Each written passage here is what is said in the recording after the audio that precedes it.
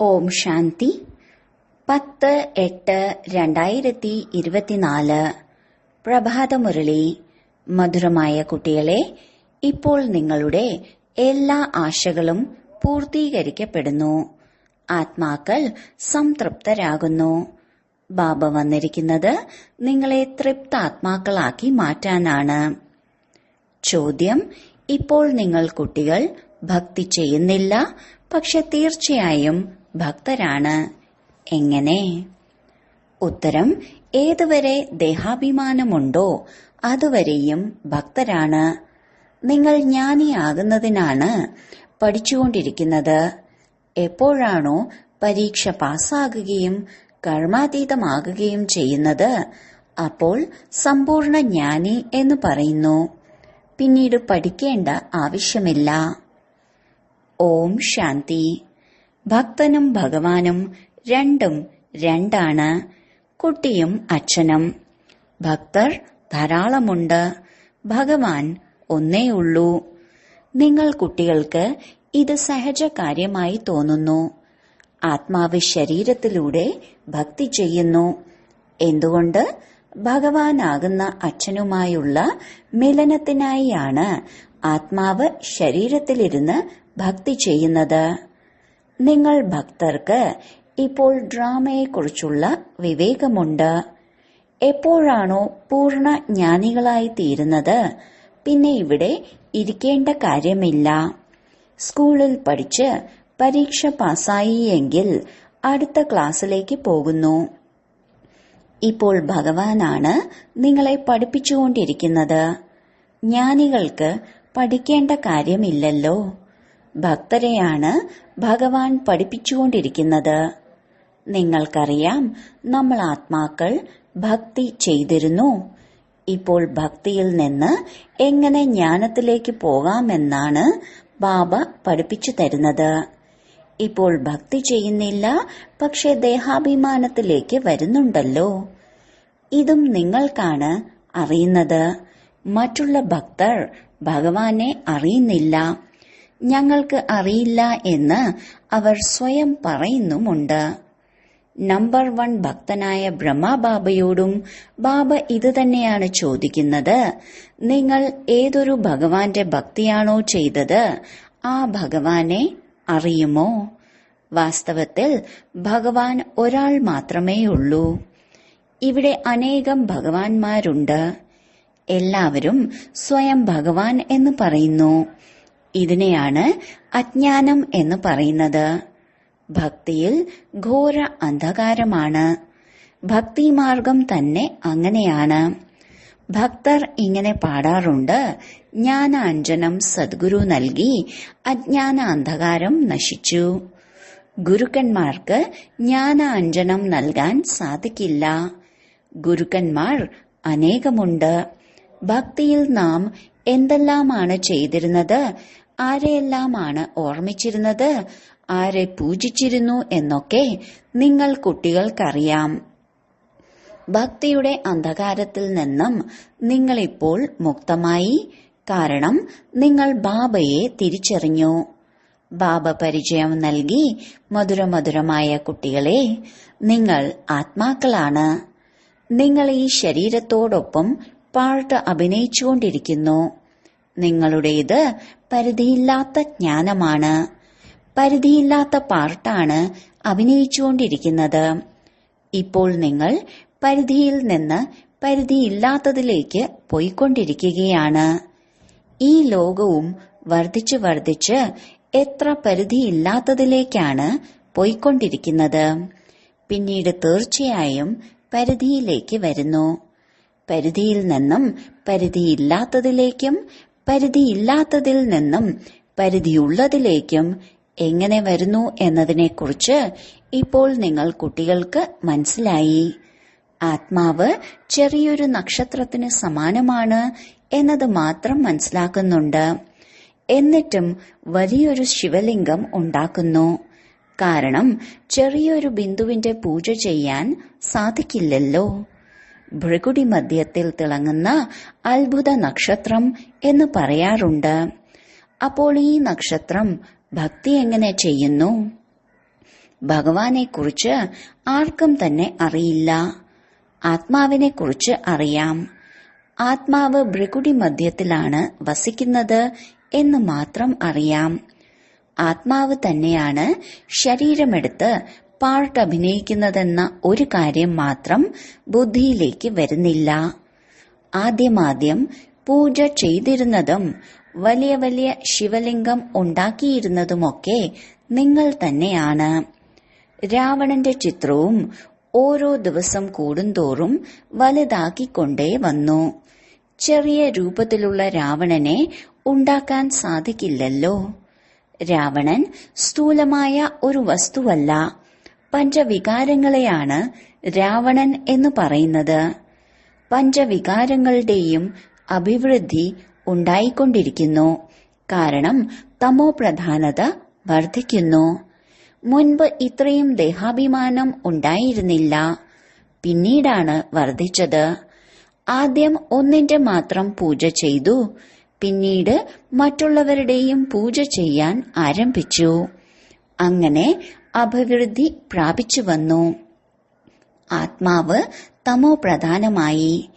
ഇനി എപ്പോൾ സതോ പ്രധാനമായി തീരും എന്നതിനെക്കുറിച്ച് ലോകത്തിലെ ഒരു മനുഷ്യരുടെ ബുദ്ധിയിലും ഉണ്ടാകില്ല. പിന്നീട് എപ്പോൾ തമോ പ്രധാനമാകുമെന്നും അറിയില്ല. ഈ കാര്യങ്ങളെക്കുറിച്ച് മനുഷ്യർ തീർത്തും അജ്ഞരാണ്. ജ്ഞാനം ബുദ്ധിമുട്ടില്ലാത്തതാണ്. ബാബ വന്ന് സഹജമായ ജ്ഞാനമാണ് കേൾപ്പിക്കുകയും പഠിപ്പിക്കുകയും ചെയ്യുന്നത്. എന്നാൽ നമ്മൾ ആത്മാക്കൾ ബാബയുടെ കുട്ടികളാണ്. ബാബയെ ഓർമ്മിക്കണം എന്നതാണ് മുഴുവൻ പഠിപ്പിന്റെയും സാരം. ഇങ്ങനെ ഒരു മഹിമയുണ്ട്. കോടിയിലും ചിലർ, ആ ചിലരിലും ചിലർ. എത്ര കുറച്ചു പേരാണ് ഇങ്ങോട്ട് വരുന്നത്. കോടിയിൽ ചിലർക്ക് മാത്രമേ യഥാർത്ഥ രീതിയിൽ മനസ്സിലാക്കാൻ സാധിക്കൂ. ആരെ മനസ്സിലാക്കുന്നു? ബാബയെ. ഇങ്ങനെ ഒരച്ഛൻ ഉണ്ടാകുമോ? തന്റെ ശരീരത്തിന്റെ പിതാവിനെക്കുറിച്ച് എല്ലാവരും അറിയുന്നു. പക്ഷെ ഈ അച്ഛനെ എങ്ങനെ മറന്നുപോയി? ഈ നാടകത്തിന്റെ പേര് തന്നെ മറവിയുടെ കളി എന്നാണ്. ഒന്ന് പരിധിയുള്ള അച്ഛൻ, രണ്ട് പരിധിയില്ലാത്ത അച്ഛൻ. രണ്ടച്ഛന്മാരിൽ നിന്നും സമ്പത്ത് ലഭിക്കുന്നു. പരിധിയുള്ള അച്ഛനിൽ നിന്നും കുറച്ച് സമ്പത്താണ് ലഭിക്കുന്നത്. ഓരോ ദിവസം കഴിയുന്തോറും സമ്പത്ത് വളരെയധികം കുറഞ്ഞുകൊണ്ടിരിക്കുന്നു. ഒന്നുമില്ലാത്ത അവസ്ഥ വരെ ആയി കഴിഞ്ഞു. ഏതുവരെ പരിധിയില്ലാത്ത അച്ഛൻ വരുന്നില്ലയോ അതുവരെയും ആത്മാക്കളുടെ വയറ് നിറയുന്നില്ല. അതായത് തൃപ്തരാകുന്നില്ല. ആത്മാക്കൾ കാലിയായ, അതായത് ഒന്നുമില്ലാത്ത അവസ്ഥയിലായിരുന്നു. ബാബ വന്ന് അവരുടെ വയർ നിറയ്ക്കുന്നു, അതായത് തൃപ്തരാക്കുന്നു. ഓരോ കാര്യത്തിലും ബാബ നമ്മെ ഇത്രയും തൃപ്തരാക്കുകയാണ്. നിങ്ങൾ കുട്ടികൾക്ക് പിന്നീട് ഒരു വസ്തുവിന്റെയും ആവശ്യം വരുന്നില്ല. സർവ ആശകളും പൂർത്തീകരിക്കപ്പെടുന്നു. ആത്മാവ് തൃപ്തമാകുന്നു. എങ്ങനെയാണോ പിതൃക്കളെ ഊട്ടുന്ന ചടങ്ങിൽ ബ്രാഹ്മണരെ കഴിപ്പിക്കുമ്പോൾ അവരുടെ ആത്മാവ് തൃപ്തമാകുന്നത്, അതുപോലെ ആത്മാവ് തൃപ്തമാകുന്നു. ഇവിടെ പരിധിയില്ലാത്ത തൃപ്തിയാണ്. എത്ര വ്യത്യാസമാണെന്ന് നോക്കണം. ആത്മാവിന്റെ പരിധിയുള്ള തൃപ്തിയിലും പരിധിയില്ലാത്ത തൃപ്തിയിലും എത്ര വ്യത്യാസമാണെന്ന് നോക്കൂ. ബാബയെ അറിയുന്നതിലൂടെ തൃപ്തരാകുന്നു. കാരണം ബാബയാണ് സ്വർഗത്തിന്റെ അധികാരി ആക്കുന്നത്. നിങ്ങൾക്കറിയാം, നമ്മൾ പരിധിയില്ലാത്ത അച്ഛന്റെ മക്കളാണ്. ബാബയെ എല്ലാവരും ഓർമ്മിക്കുന്നുണ്ടല്ലോ. ചിലർ ഇതെല്ലാം പ്രകൃതിയാണ്, നമ്മൾ ബ്രഹ്മത്തിൽ പോയി ലയിക്കുന്നു എന്നൊക്കെ പറയാറുണ്ട്. ബാബ മനസ്സിലാക്കി തന്നു, ആരും തന്നെ ബ്രഹ്മത്തിൽ പോയി ലയിക്കുന്നില്ല. അനാദി ഡ്രാമയാണ് ഇങ്ങനെ കറങ്ങിക്കൊണ്ടിരിക്കുന്നത്. ഇതിൽ സംശയിക്കേണ്ട യാതൊരു ആവശ്യവുമില്ല. 4 യുഗങ്ങളുടെ ചക്രമാണ് കറങ്ങിക്കൊണ്ടിരിക്കുന്നത്. ചക്രം അതേപടി വീണ്ടും ആവർത്തിച്ചുകൊണ്ടിരിക്കുന്നു. ബാബയും ഒന്നേയുള്ളൂ. ഈ ലോകവും ഒന്നു മാത്രമാണുള്ളത്. മറ്റുള്ള മനുഷ്യർ എത്രയാണ് പ്രയത്നിച്ചുകൊണ്ടിരിക്കുന്നത്. ചന്ദ്രനിലും നക്ഷത്രങ്ങളിലുമൊക്കെ ലോകമുണ്ടെന്ന് പറയുന്നു. എത്രയാണ് അന്വേഷിക്കുന്നത്. ചന്ദ്രനിൽ സ്ഥലം വാങ്ങുന്നതിനെക്കുറിച്ചും ചിന്തിക്കുന്നു. ഇതെല്ലാം എങ്ങനെ സംഭവിക്കാനാണ്? ഇതിനായി ആർക്ക് പൈസ നൽകും? ഇതിനെയാണ് സയൻസിന്റെ അഹങ്കാരമെന്ന് പറയുന്നത്. ഇതിലൊന്നും ഒരു കാര്യവുമില്ല. അവർ ട്രയൽ നടത്തിക്കൊണ്ടിരിക്കുന്നു. ഇതാണ് മായയുടെ ഷോ. സ്വർഗത്തിലുള്ളതിനേക്കാളും കൂടുതൽ ഷോ കാണിക്കുന്നു. സ്വർഗത്തെ എല്ലാവരും മറന്നുപോയി. സ്വർഗത്തിൽ അളവറ്റ ധനം ഉണ്ടായിരുന്നു. ഒരു ക്ഷേത്രത്തിൽ നിന്ന് തന്നെ നോക്കൂ, എത്ര ധനമാണ് എടുത്തുകൊണ്ടു പോയത്. ഭാരതത്തിൽ തന്നെയാണ് ഇത്രയും ധനം ഉണ്ടായിരുന്നത്. ഖജനാക്കൾ നിറഞ്ഞിരുന്നു.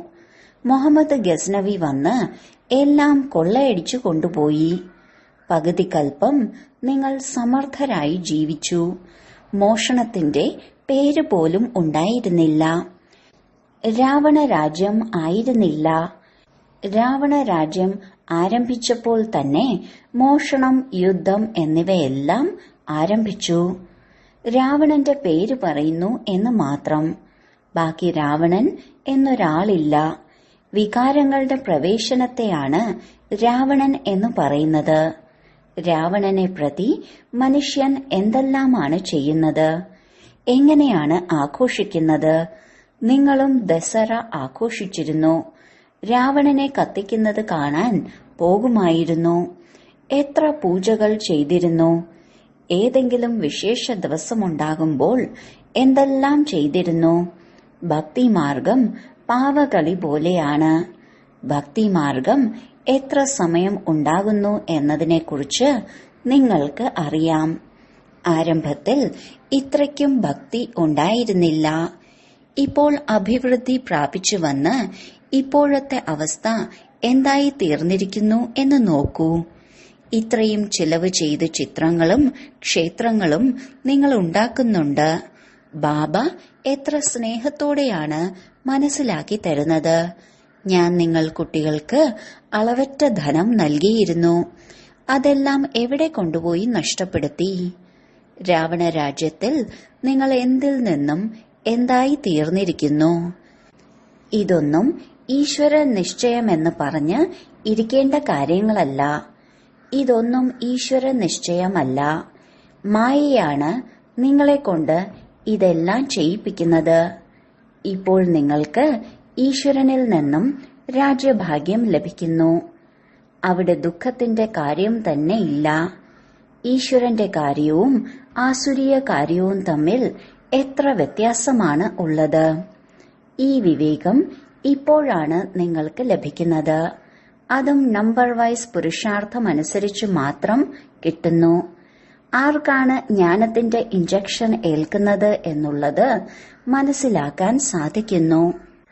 ഇന്നയാൾക്ക് ജ്ഞാനത്തിന്റെ ഇഞ്ചക്ഷൻ നന്നായി ഏൽക്കുന്നുണ്ട്, ഇന്നവർക്ക് കുറച്ചേ ഏൽക്കുന്നുള്ളൂ, ചിലർക്ക് ഒട്ടും തന്നെ ഏൽക്കുന്നില്ല. ഇതെല്ലാം തന്നെ ബാബയ്ക്കറിയാം.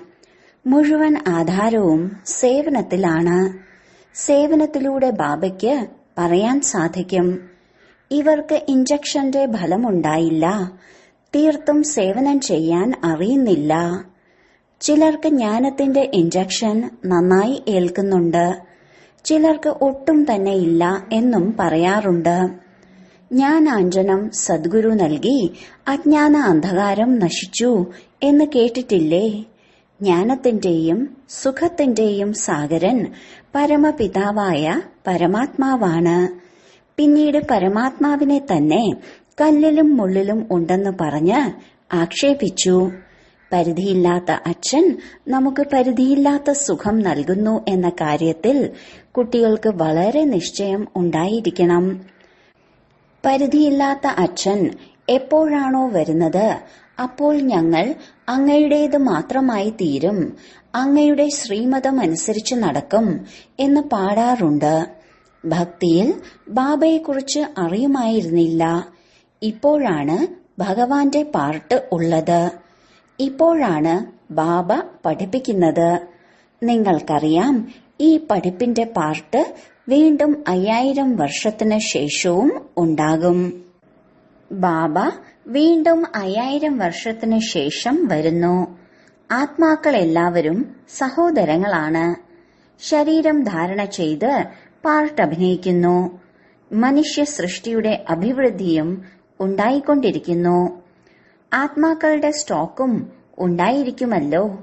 മനുഷ്യരുടെ സ്റ്റോക്ക് പൂർണ്ണമാകുന്നതുവരെ ആത്മാക്കളുടെ സ്റ്റോക്കും ഉണ്ടായിരിക്കും. അഭിനേതാക്കൾ ഒന്നുപോലും കുറവോ കൂടുതലോ ഉണ്ടായിരിക്കില്ല. ഇവർ പരിധിയില്ലാത്ത അഭിനേതാക്കളാണ്. ഇവർക്ക് അനാദി പാർട്ട് ലഭിച്ചിരിക്കുകയാണ്. അത്ഭുതമല്ലേ? ഇപ്പോൾ നിങ്ങൾ എത്ര വിവേകശാലികളായി മാറി. ഈ പഠിപ്പും എത്ര ഉയർന്നതാണ്. നിങ്ങളെ പഠിപ്പിക്കുന്നത് സ്വയം ജ്ഞാനസാഗരനായ ഭഗവാനാണ്. ബാക്കിയെല്ലാം ഭക്തിയുടെ സാഗരമാണ്. എങ്ങനെ ഭക്തിക്ക് അംഗീകാരമുണ്ടോ അതുപോലെ ജ്ഞാനത്തിനും അംഗീകാരമുണ്ട്. ഭക്തിയിൽ മനുഷ്യർ എത്രയാണ് ഈശ്വരാർത്ഥം ദാനപുണ്യ കർമ്മങ്ങൾ ചെയ്യുന്നത്. വേദശാസ്ത്രങ്ങളുടെ പുസ്തകങ്ങളെല്ലാം തന്നെ എത്ര വലുതായിട്ടാണ് ഉണ്ടാക്കുന്നത്. ഇപ്പോൾ നിങ്ങൾ കുട്ടികൾക്ക് ഭക്തിയുടെയും ജ്ഞാനത്തിന്റെയും വ്യത്യാസം മനസ്സിലായി കഴിഞ്ഞു. ബുദ്ധി വളരെ വിശാലമായിരിക്കണം. ഒന്നിലും നിങ്ങളുടെ കണ്ണുകൾ പെട്ടുപോകരുത്. ഈ ലോകത്തിലുള്ള രാജാ റാണിയെ പോലും കാണണം എന്ന് തോന്നരുത്. ഹൃദയത്തിൽ ഒരാഗ്രഹവും പാടില്ല. ഇതെല്ലാം നശിക്കാൻ പോകുന്നതാണ്. ആരുടെ പക്കൽ എന്തെല്ലാമുണ്ടോ എല്ലാം നശിക്കാനുള്ളതാണ്. വയറിന് 2 റോട്ടിയേ ആവശ്യമുള്ളൂ. പക്ഷെ അതിനുവേണ്ടി എന്തെല്ലാം പാപങ്ങളാണ് ചെയ്യുന്നത്. ഈ സമയത്ത് ലോകത്തിൽ പാപം മാത്രമേ ഉള്ളൂ. വയറിന് വേണ്ടി വളരെയധികം പാപം ചെയ്തുകൊണ്ടിരിക്കുന്നു. പരസ്പരം അസത്യമായ കളങ്കങ്ങൾ ആരോപിക്കുന്നു. പൈസയും ധാരാളം സമ്പാദിക്കുന്നു. എത്ര പൈസയാണ് ഒളിപ്പിച്ചു വെക്കുന്നത്. ഗവൺമെന്റിന് എന്തു ചെയ്യാൻ സാധിക്കും. പക്ഷെ ആര് എത്ര തന്നെ ഒളിപ്പിച്ചാലും ഒളിക്കാൻ സാധിക്കില്ല. ഇനി ധാരാളം പ്രകൃതിക്ഷോഭങ്ങൾ വരിക തന്നെ ചെയ്യും. കുറച്ചു സമയം മാത്രമേ ബാക്കിയുള്ളൂ. ബാബ പറയുന്നു, ശരീര നിർവഹണാർത്ഥം എന്ത് വേണമെങ്കിലും ചെയ്തോളൂ. അതിനൊന്നും ബാബ എതിരു പറയുന്നില്ല. കുട്ടികൾക്ക് സന്തോഷത്തിന്റെ അതിര് വർദ്ധിക്കണം. ബാബയുടെയും സമ്പത്തിന്റെയും ഓർമ്മ ഉണ്ടായിരിക്കണം. ബാബ നിങ്ങളെ മുഴുവൻ വിശ്വത്തിന്റെയും അധികാരിയാക്കി മാറ്റുന്നു. ഈ ഭൂമിയും ആകാശവുമെല്ലാം നിങ്ങളുടെ സ്വന്തമായി തീരുന്നു. ഒന്നിനും പരിധി ഉണ്ടാവുകയില്ല. കുട്ടികൾക്കറിയാം, നമ്മൾ അധികാരികളായിരുന്നു. ഭാരതത്തിന് അവിനാശി ഖണ്ഡം എന്ന് മഹിമയുണ്ട്. അതിനാൽ നിങ്ങൾ കുട്ടികൾക്ക് വളരെയധികം സന്തോഷം ഉണ്ടായിരിക്കണം. പരിധിയുള്ള പഠിപ്പ് പഠിക്കുമ്പോഴും സന്തോഷമുണ്ടാകുമല്ലോ. ഇത് പരിധിയില്ലാത്ത പഠിപ്പാണ്. പരിധിയില്ലാത്ത അച്ഛനാണ് പഠിപ്പിക്കുന്നത്. ഇങ്ങനെയുള്ള അച്ഛനെ ഓർമ്മിക്കണം. കുട്ടികൾക്ക് മനസ്സിലാക്കാൻ സാധിക്കണം, മറ്റുള്ള ഭൗതിക ജോലികൾ ഒന്നും തന്നെയല്ല. നമ്മൾ ബാബയിൽ നിന്നും എത്ര വലിയ സമ്പത്താണ് നേടുന്നത്. രാത്രിയുടെയും പകലിന്റെയും വ്യത്യാസമുണ്ട്. നമ്മുടെ ഭൗതിക ജോലികൾ ചെയ്തുകൊണ്ടും കിരീടധാരിയായി മാറാൻ സാധിക്കും. ബാബ വന്നിരിക്കുന്നത് പഠിപ്പിക്കാനാണ്. അപ്പോൾ കുട്ടികൾക്കും സന്തോഷമുണ്ടായിരിക്കണം. മറ്റുള്ള ജോലികളും ചെയ്യണം. ഇത് പഴയ ലോകമാണെന്ന് മനസ്സിലാക്കണം. ഇതിന്റെ വിനാശത്തിനുള്ള തയ്യാറെടുപ്പുകളും നടന്നുകൊണ്ടിരിക്കുന്നുണ്ട്. ഭയം തോന്നിപ്പിക്കുന്ന രീതിയിലുള്ള കാര്യങ്ങളാണ് ഓരോരുത്തരും ചെയ്യുന്നത്. വലിയ യുദ്ധമുണ്ടാകുമോ എന്ന ഭയം എല്ലാവർക്കും ഉണ്ട്. എല്ലാം ഡ്രാമ അനുസരിച്ച് സംഭവിക്കുക തന്നെ വേണം. അല്ലാതെ ഈശ്വരൻ ചെയ്യിപ്പിക്കുന്നതല്ല. ഡ്രാമയിൽ അടങ്ങിയിട്ടുള്ളതാണ്. ഇന്നല്ലെങ്കിൽ നാളെ വിനാശം തീർച്ചയായും ഉണ്ടാകുക തന്നെ ചെയ്യും. ഇപ്പോൾ നിങ്ങൾ പഠിച്ചുകൊണ്ടിരിക്കുകയാണ്. നിങ്ങൾക്ക് വേണ്ടി പുതിയ ലോകം തീർച്ചയായും ഉണ്ടാകും. ഈ കാര്യങ്ങളെല്ലാം ഉള്ളിൽ സ്മരിച്ചുകൊണ്ട് സന്തോഷത്തോടെ ഇരിക്കണം. ബാബ എടുത്തിട്ടുള്ള ഈ രഥത്തിന് തന്റേതായി ഒന്നും തന്നെയില്ല. സർവ്വതും ഉപേക്ഷിച്ചു. പരിധിയില്ലാത്ത ചക്രവർത്തി പദവി ലഭിച്ചുവെങ്കിൽ പിന്നെ ഇതെല്ലാം എന്തിനാണ്? ഇതിനെക്കുറിച്ച് ബാബയുടെ ഒരു ഗീതവുമുണ്ട്. അല്ലാഹുവിനെ ലഭിച്ചുവെങ്കിൽ പിന്നീട് കഴുതപ്പണിക്ക് എന്തിനാണ് പോകുന്നത്? എല്ലാം വിറ്റ് ജോലി അവസാനിപ്പിച്ചു. ശരീരവും ബാബയ്ക്ക് നൽകി. ആഹാ, ഞാൻ വിശ്വത്തിന്റെ അധികാരിയായി മാറുന്നു. അനേക തവണ അധികാരി ആയിട്ടുണ്ട്. എത്ര സഹജമാണ്. നിങ്ങൾ സ്വന്തം വീട്ടിലിരുന്നു കൊണ്ട് തന്നെ സ്വയം ആത്മാവാണെന്ന് മനസ്സിലാക്കി ബാബയെ ഓർമ്മിക്കൂ. ശരി, വളരെ കാലത്തെ വേർപാടിന് ശേഷം തിരികെ കിട്ടിയ മധുരമധുരമായ കുട്ടികൾക്ക് മാതാവും പിതാവുമായ ബാബ്ദാദയുടെ സ്നേഹസ്മരണയും സുപ്രഭാതവും. ആത്മീയ അച്ഛന്റെ ആത്മീയ കുട്ടികൾക്ക് നമസ്കാരം. ധാരണയ്ക്കുള്ള മുഖ്യസാരം: 1. ആരിലും നിങ്ങളുടെ കണ്ണ് പെട്ടുപോകാത്ത വിധം തൃപ്തരും വിശാല ബുദ്ധിയുള്ളവരും ആയിരിക്കണം. ഹൃദയത്തിൽ ഒരാഗ്രഹവും ഉണ്ടാകരുത്, കാരണം എല്ലാം നശിക്കാനുള്ളതാണ്. 2. ശരീര നിർവഹണാർത്ഥം കർമ്മം ചെയ്തുകൊണ്ടും സന്തോഷത്തിന്റെ അതിര് സദാ വർദ്ധിക്കണം. ബാബയെയും സമ്പത്തിനെയും ഓർമ്മയുണ്ടായിരിക്കണം. ബുദ്ധിയെ പരിധിയിൽ നിന്ന് മുക്തമാക്കി സദാ പരിധിയില്ലാത്തതിലേക്ക് വെക്കണം. വരദാനം: തീവ്ര പുരുഷാർത്ഥത്തിലൂടെ എല്ലാ ബന്ധനങ്ങളെയും മറികടക്കുകയും അവയെ വിനോദങ്ങളാണെന്ന അനുഭവം ചെയ്യുകയും ചെയ്യുന്ന ഡബിൾ ലൈറ്റായി ഭവിക്കട്ടെ.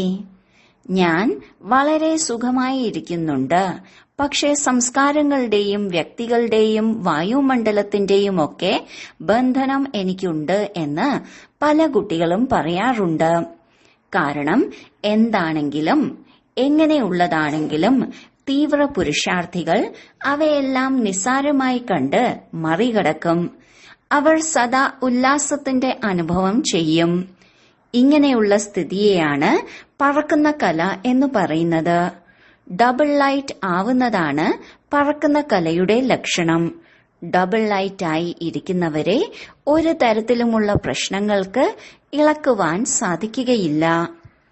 സ്ലോഗൻ: ഓരോ ഗുണങ്ങളെയും ജ്ഞാനത്തിന്റെ കാര്യങ്ങളെയും തന്റെ സ്വാഭാവിക സംസ്കാരങ്ങളാക്കി മാറ്റൂ. ഓം ശാന്തി.